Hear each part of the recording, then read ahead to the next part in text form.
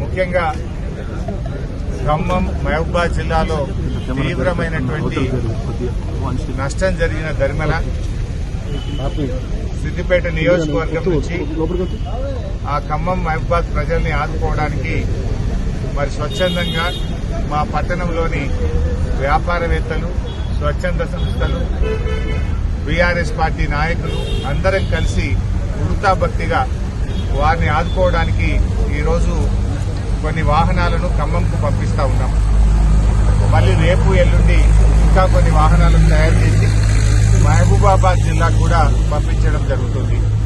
ముఖ్యంగా ఈరోజు ఒక 200 క్వింటాళ్ల సన్న బియ్యాన్ని, ఒక 2000 కిరాణా సామాన్ కిట్స్, ఒక 500 బ్లాంకెట్స్, ఒక 2000 బ్రెడ్ ప్యాకెట్స్, ఆలుగడ్డలు, ఉల్లిగడ్డలు తదితర సామాన్లన్నీ కూడా తయారు చేసి ఈరోజు ఖమ్మం జిల్లాకు పంపించడం జరుగుతూ ఉంది.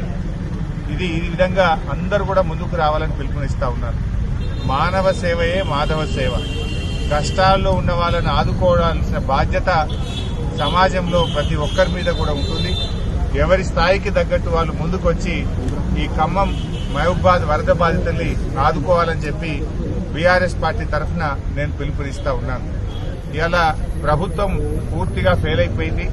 వాస్తవానికి ప్రభుత్వం కొద్దిగా ముందస్తు జాగ్రత్తలు తీసుకుంటే ప్రాణ నష్టాన్ని, ఆస్తి నష్టాన్ని మరి నివారించే అవకాశం ఉండేది.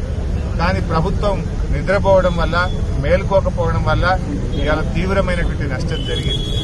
సరే, వారి కష్టాలను మేము పూర్తిగా తీర్చలేకపోయినా ఒక సామాజిక బాధ్యతగా బీఆర్ఎస్ పార్టీ తరఫున ఈరోజు ఈ కిట్స్ అన్ని కూడా మేము ఖమ్మం పంపిస్తా ఉన్నాం. 2-3 రోజుల్లో మహబూబాబాద్ కూడా మరిన్ని కిట్స్ కూడా పంపిస్తాం.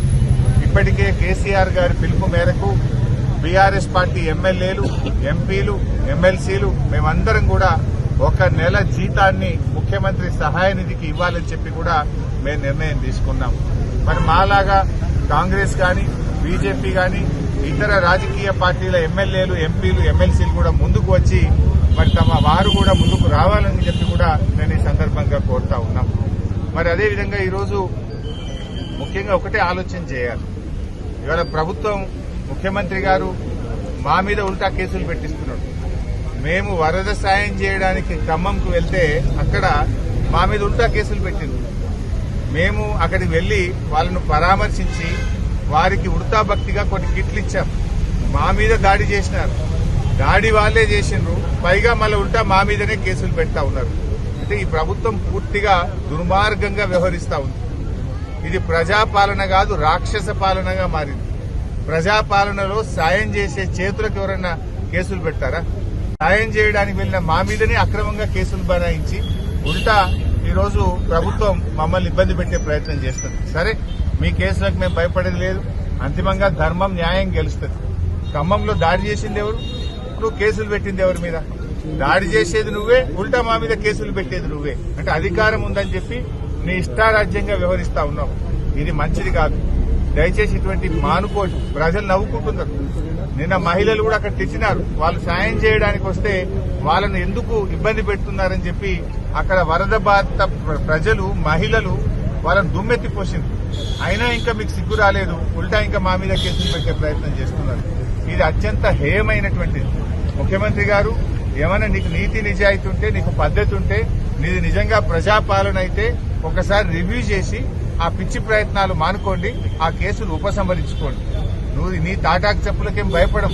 ఇది పైనుంచి మీరు ప్రేరేపించి మా మీద దాడి చేపించినారు. ఎందుకంటే మేము పోయింది సాయం చేయడానికి. అక్కడ ప్రజలు మిమ్మల్ని తిట్టిపోస్తా ఉన్నారు. ప్రజలు కనీసం మిమ్మల్ని దగ్గరికి రానిచ్చే పరిస్థితి లేదు. ప్రజల తీవ్ర ఆగ్రహానికి గురైనటువంటి మీరు మాకు వస్తున్నటువంటి స్పందన, మేము చేస్తున్న పనిని చూసి ఓర్వలేక ఇలాంటి కార్యక్రమాలకు మీరు పాల్పడ్డారు. అయినా మేము వెనకకు పోలే. ఈరోజు చూడండి, నెల జీతం ఇచ్చాం. లారీల కొద్ది సరుకులను ఆ ప్రాంత ప్రజలకు పంపిస్తా ఉన్నాం. ఇది మా నిజాయితీ. ఇది నిజంగా వరద బాధితులకు వృతాభక్తిగా మేము చేసే సహాయం. మీరు ప్రభుత్వంలో ఉండి, అధికారంలో ఉండి తాగడానికి మంచినీళ్లు కూడా ఇవ్వలేకపోయినారు.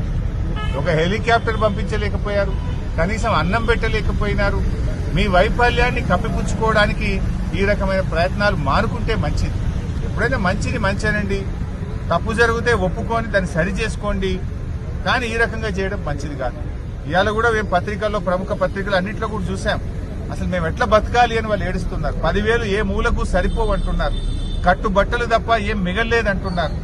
ఎవరి ఇల్లు అయితే పూర్తిగా నీటలో మునిగిపోయినాయో, బట్టలు తప్ప ఏమి లేని పరిస్థితి ఉందో, కనీసం వారికి ఒక్కొక్క ఇంటికి ఒక 2 లక్షల రూపాయలు ఇచ్చి ఆ కుటుంబాలను నిలబెట్టండి.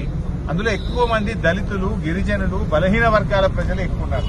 మైనార్టీ ప్రజలు ఎక్కువగా ఉన్నారు. అటువంటి ప్రజలకు చేయూతనివ్వాలని చెప్పి మేము ప్రభుత్వాన్ని కోరుతున్నాం.